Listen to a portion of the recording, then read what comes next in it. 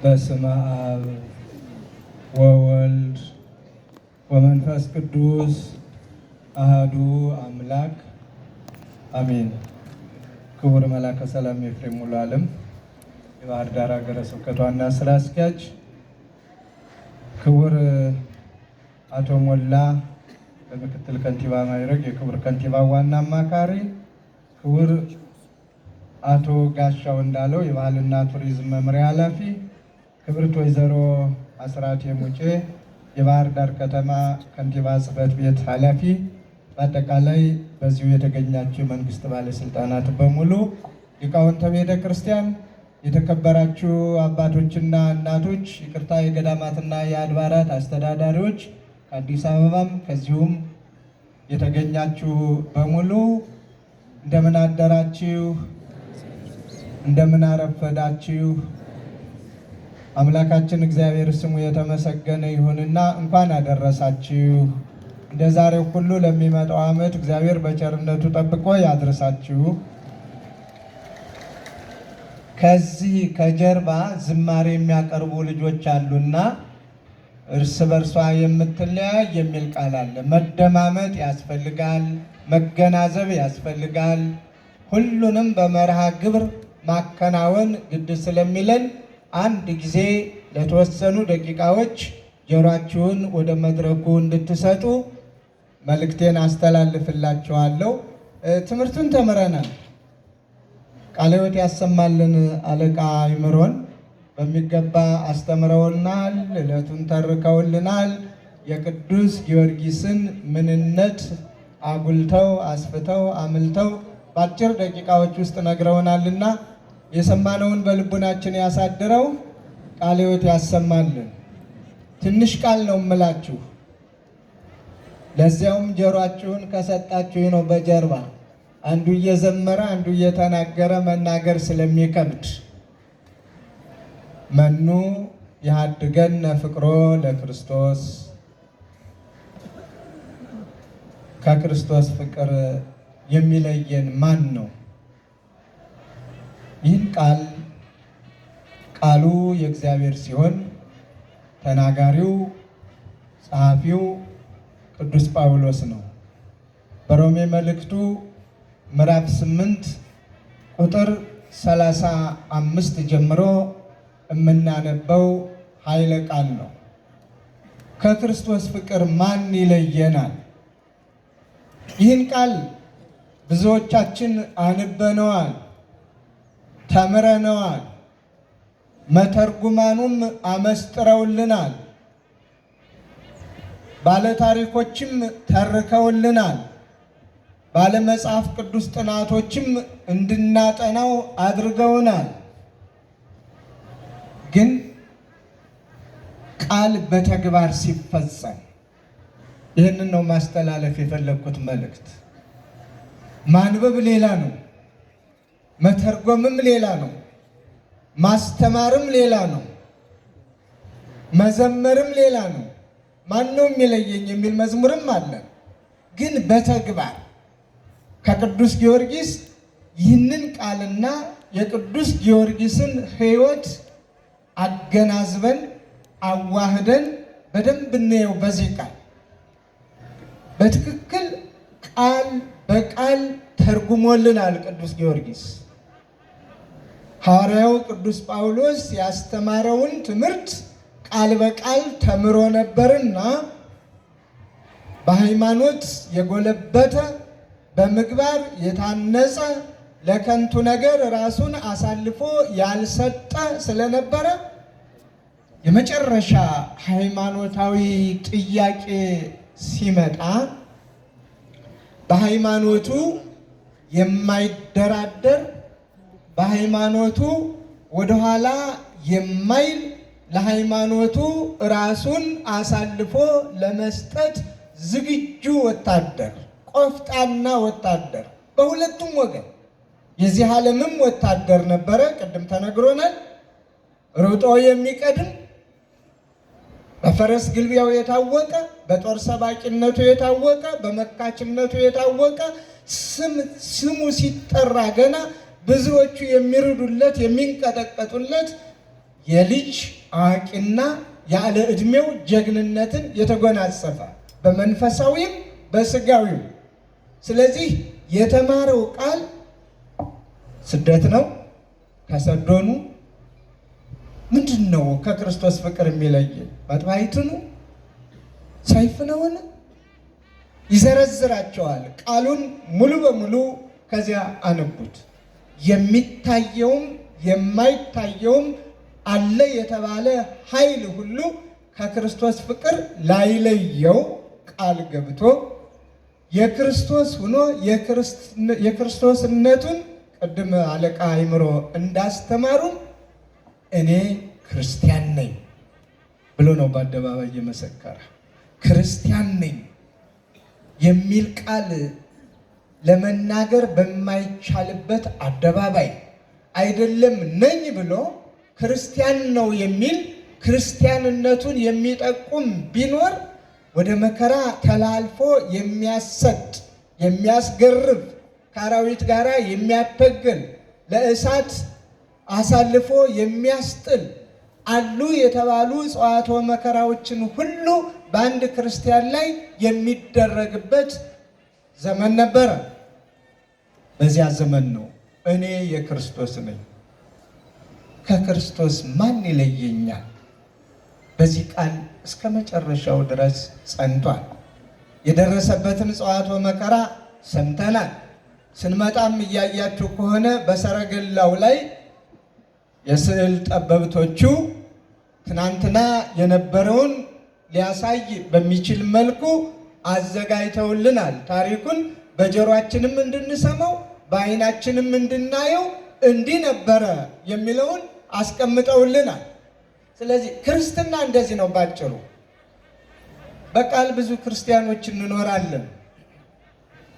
መከራ ሲመጣ ግን በመከራው ጸንቶ ክርስቲያናዊ ሕይወቱን ሰብኮ በክርስትናው እኔ ክርስቲያን ነኝ ብሎ በየአደባባዩ መስክሮ የመጣውን ጽዋዕተ መከራ ተቀብሎ በድል አድራጊነት የድል አክሊልን ለመቀዳጀት ስንቶች አሉ በዘመናችን። በጊዮርጊስ ዘመን ብዙዎች ነበሩ። ዘመን አለው። የሰማዕታትን ዘመን ስናነሳ ቅዱስ ጊዮርጊስ የዕለቱ የምናከብረው በዓሉ የሱ ስለሆነ እንጂ ከሱ ጋራ በብዙ የሚቆጠሩ ሰማዕታት አሉ። እኔ ክርስቲያን ነኝ፣ ከክርስቶስ ፍቅር የሚለየኝ ማንም የለም የሚሉ ደጋግማችሁ ሮሜ 8ን አንብቡት። ይህን ታሪክ በመተረክ ጊዜያችሁን ላለመውሰድ ወደ ራሳችን ሕይወት ትንሽ ለወጥ አድርገን እንመልከተው። እዚህ ያለነው በሙሉ ክርስቲያኖች ነን አይደል? ጥርጥር አለ እንዳትሉኝ። ክርስቲያኖች ነን። ከክርስቶስ ፍቅር የሚለየን አንዳች ነገር የለም። እርግጠኞች ናችሁ? ኧረ ጥንቃቄ ያስፈልጋል።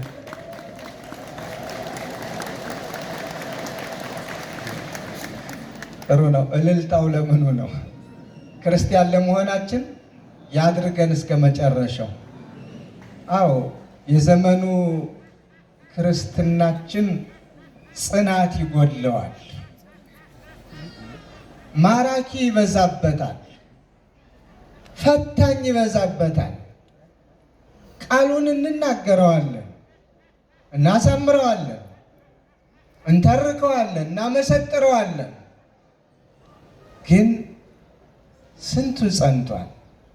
ከክርስቶስ ፍቅር የሚለየኝ የለም ብሎ እንዳይለይ ስንቱ ነው በሃይማኖቱ ጸንቶ የኖረ? ደባል ሱስ ከክርስቶስ ፍቅር የለየው ሰው የለም። ደባል ሱስ ወይ ማጨስ ሊሆን ይችላል፣ ወይ መቃም ሊሆን ይችላል፣ ወይ መጠጣት ሊሆን ይችላል፣ አለበለዚያ ማመንዘር ሊሆን ይችላል፣ መዋሸት ሊሆን ይችላል፣ መቀማት ሊሆን ይችላል፣ መግደል ሊሆን ይችላል፣ ሌላም ሌላም ሌላም። ይህ እኮ ከክርስቶስ ፍቅር ይለያል። ከክርስቶስ ፍቅር የሚለዩ ነገሮችን ጥንቅቅ አድርገን ማወቅ አለብን። በሐሰት መመስከር ከክርስቶስ ፍቅር ይለያል። መስከር ከክርስቶስ ፍቅር ይለያል። ደግሜ ነው የምናገረው። ማመንዘር ከክርስቶስ ፍቅር ይለያል። ጥላቻ ከክርስቶስ ፍቅር ይለያል። ሐሜት ከክርስቶስ ፍቅር ይለያል። ንጹሕ ደም ማፍሰስ ከክርስቶስ ፍቅር ይለያል። የማያውቁትን ስም ሐሰት የሐሰት ምስክር ሆኖ መመስከር ከክርስቶስ ፍቅር ይለያል። በሌላ መልኩ ምክንያቱም ክርስቶስ እውነት ነው። ክርስቶስ ፍቅር ነው። ክርስቶስ ሰላም ነው። ሰላማችን ነውና ይህ ዘመን የመገለጥ ዘመን ስለሆነ ስለ ክርስቶስ ብዙና ብዙ እየተማማርንበት ያለነው ወቅት ነው። ቅዱስ ጊዮርጊስም የዘመረው ይህንኑ ነው። ሊቃውንቱም ቅድምም በወረባቸው ሌሊቱም ባዳራቸው ስለ ክርስቶስ አምላክነት ከሰማየ ሰማያት መውረዱን መወለዱን በክርስቶስ ያመኑ ሰማዕታት የተቀበሉትን መከራ በመከራው አንጻር የተቀበሉትን የድል አክሊል ይህንን ነበር የሚሰብኩልን። ስለዚህ እኛም የቅዱስ ጊዮርጊስ ወዳጆች ከቅዱስ ጊዮርጊስ የምንማረው ክፉ ነገርን መተው፣ ከክፉ ነገር መራቅ ነው። በጊዜው ብዙ ኃያላን ነበሩ። በጊዜው ያርድ ያንቀጥቅጥ ያላቸው ብዙ ነገስታት ነበሩ። በጊዜው ቁረጥ፣ ጣል፣ እሰር፣ ፍታ የሚል ሙሉ ስልጣን ያላቸው ነበሩ። ዛሬ ግን የሉም። ስም አጠራራቸውም የበከተ ነው። ቢጠሩም በክፋታቸው ነው። ቢጠሩም በነፍሰ ገዳይነታቸው ነው። ቢጠሩም የንጹሐንን ደም በማፍሰሳቸው ነው። ስም አጠራራቸው ቢጠሩም አጠራራቸው የከፋ ነው። በጊዜው ደግሞ የተናቀ፣ የተደበደበ፣ የተገረፈ፣ የተሰቃየ ቅድም እንደተባለው ከጭካኔያቸው ብዛት የተነሳ የብረት ጫማ አዘጋጅተው የሚወጋ የሚቆራርጥ የሚያደማ አይደለም በዚያ ቆሞ ለመሄድ በምንም በንብርክክም ለመሄድ የማያስችል ይህን ያህል ነበር ያደረጉት። ከጭካኔያቸው የተነሳ ሰው በሰው ያደርገዋል ተብሎ የማይታሰበውን መግደላቸው ማሰቃየታቸው አንሶ ደቆሶ ፈጭቶ ደብረ ይድረስ መዝራት። ተመልከቱ። እነዚያ ሰዎች ዛሬ የሉም። እነሱም የሉም፣ ስልጣናቸውም የለም፣ ምናቸውም የለም።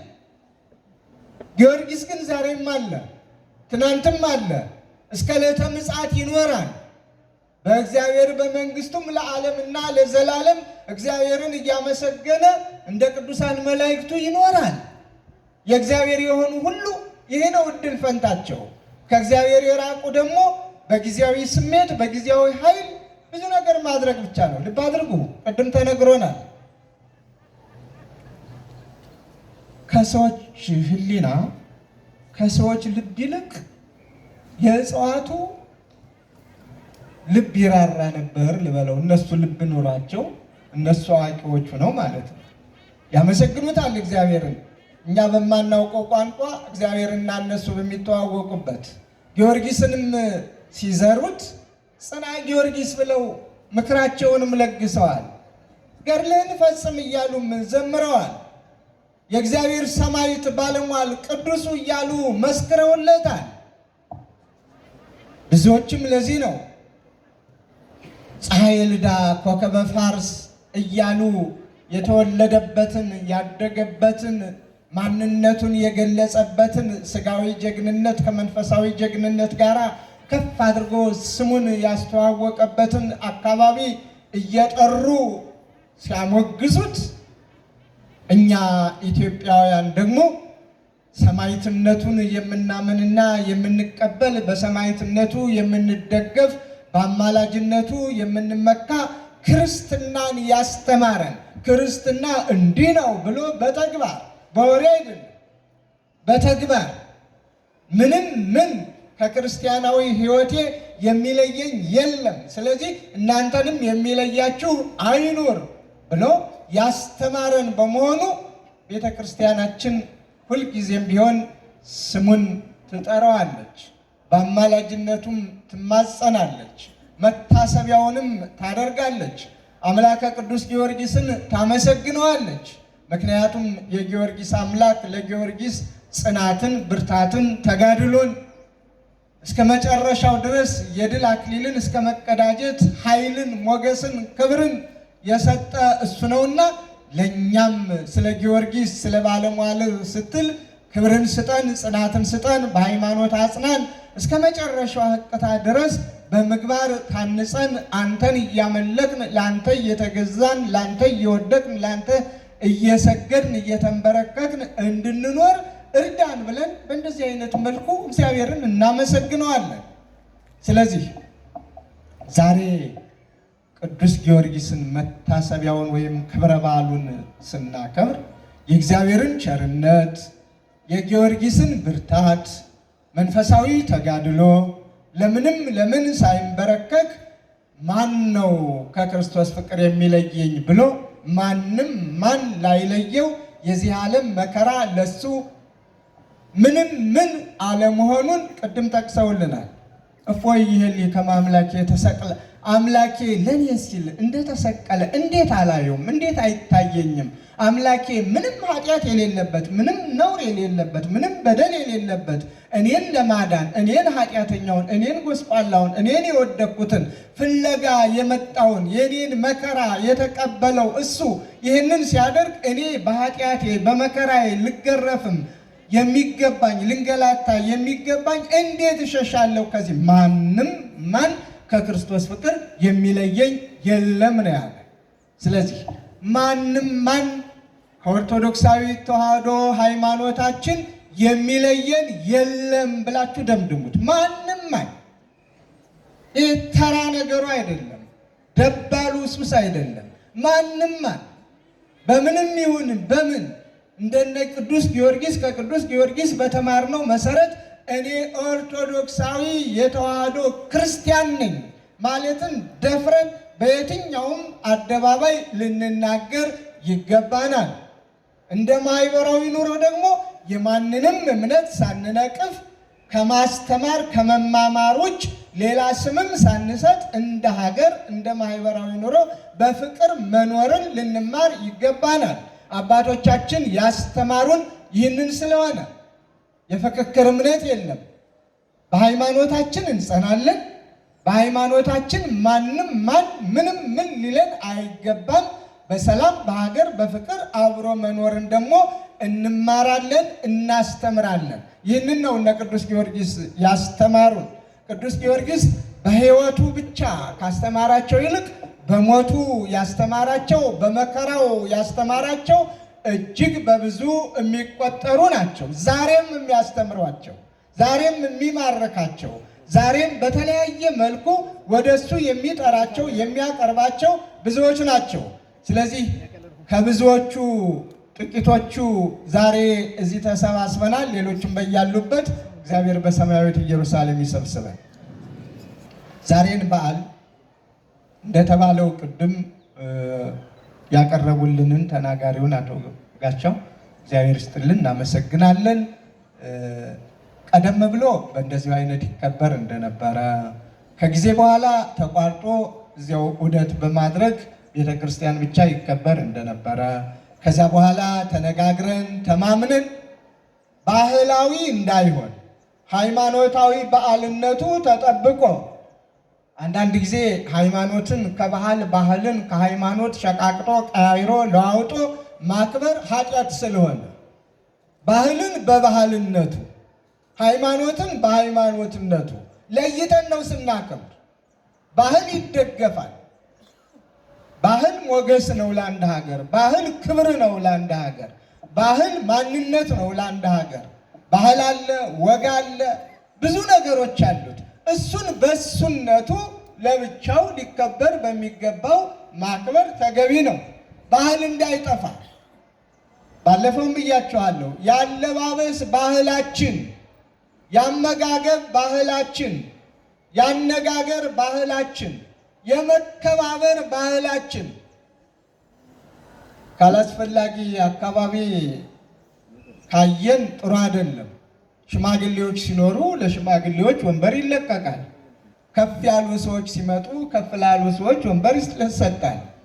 የሚመለከታቸው ክፍሎች ሲኖሩ መድረክ ይሰጣል። አሁን እኮ መድረኩንም በሽሚያኔ ካልያዝኩ የሚባልበት ደርሰናል። ይሄ የባህል መጥፋት ይባላል። ባህሉ ሲጠፋ ደግሞ ሃይማኖቱንም ይነካል። ስለዚህ ባህልን በባህልነቱ ስናከብር ሃይማኖትን ደግሞ በሃይማኖትነቱ ሃይማኖት ስንል እግዚአብሔርን የምናመሰግንበት በዓል ነው። የእግዚአብሔርን ድንቅ ሥራ የምንመሰክርበት በዓል ነው።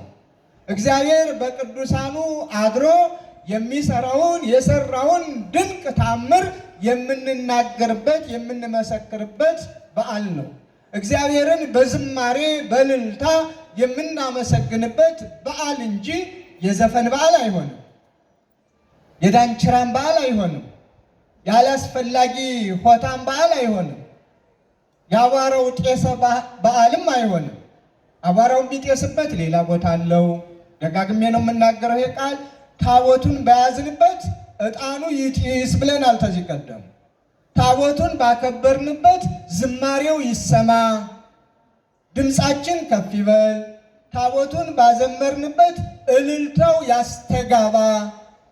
እግዚአብሔር ቸር ነውና መሐሪ ነውና ይቅርባይ ነውና ክብርና ምስጋናም ገንዘቡ ነውና ይገባሃል ብለን እናመስግነው። ይህንን ነው አባቶቻችን ያስተማሩን። ከጊዜ ወደ ጊዜ እየተቀላቀለ የሚመጣ ነገር አደገኛ ነው። አለባበሱ እየተለወጠ፣ አነጋገሩ እየተለወጠ፣ ምናምኑ ሁሉ እየተለዋወጠ ስንቱን እጠቅሰዋለሁ። ስለዚህ እናታችን ኦርቶዶክሳዊ ተዋሕዶ ሃይማኖታችን የተሰራ ስርዓት፣ የተደነገገ ቀኖና፣ የተደነገገ ሕግ ስላላት ሊቃውንቱን በመጠየቅ ሕጓ ምን ይላል፣ ቀኖናዋ ምን ይላል፣ ታቦት አክብረን ምን እንዘምር፣ ምን እንበል፣ ምን እንማር የሚለውን ይዘን እግዚአብሔርን እናመስግነው። ስለዚህ ባህልና ቱሪዝም ከልብ እናመሰግናለን። አቀራረባቸውን አይታችሁት ከሆነ በዚህ ባቀረቡት እንኳ የእግዚአብሔርን ድንቅ ሥራ በቅዱስ ጊዮርጊስ ዙሪያ አድርገው ልንማረው የሚገባንን መልእክት ነው ያስተላለፉልን። ምክንያቱም ከበዓሉ ውጭ ቢሆን መልካም ስላልሆነ ከበዓሉ ጋር የሚሄድ የቅዱስ ጊዮርጊስን መጀመሪያ ባህር ዳር ላይ መተከል፣ ባህር ዳር በቅዱስ ጊዮርጊስ ስም መጠራት። ስለዚህ ቅዱስ ጊዮርጊስ ለባህር ዳር ባለውለታ ነው ማለት ነው። የእግዚአብሔር ባለሟል እግዚአብሔርን ያስመሰገነ ባለውለታ ነው። ካጨበጨባችሁ በደንብ አድርጋችሁ አመስግኑ። ኧረ ለባህር ዳር ብቻ አይደለም፣ ለኢትዮጵያ ለጀግንነቷ፣ ለክብሯ፣ ለነፃነቷም ባለውለታ ነው። ምንጊዜም እግዚአብሔርን ያስቀደሙ ሰዎች እግዚአብሔር ባለሟል አድርጎ ከፍ ከፍ ያደረጋቸውን ሰማዕታት፣ ጻድቃን፣ ቅዱሳን፣ ቅድስተ ቅዱሳን ድንግል ማርያምን መሪ ሰሪ ማድረግ ክብር ያሰጣል። ስለዚህ የቅዱስ ጊዮርጊስ ልጆች እየተነሳችሁ እየወደቃችሁ እያነጠፋችሁ እልል እያላችሁ በዝማሬ ነው ያመሰገናችሁት። እንደ ዛሬ ሁሉ ለሚመጣው ዓመት እግዚአብሔር ያድርሳችሁ። በዓሉ እንደተባለው ባህር ዳር ብቻ ሳይሆን ከየትኛውም ዓለም መጥቶ የሚያከብረው እንዲሆን የዚህም ዕለት ታስቦበት መስሪያ ቤቶች ሁሉ ዝግ ሆነው ሁሉም በዓሉን እንዲያከብር አደራ እንላለን።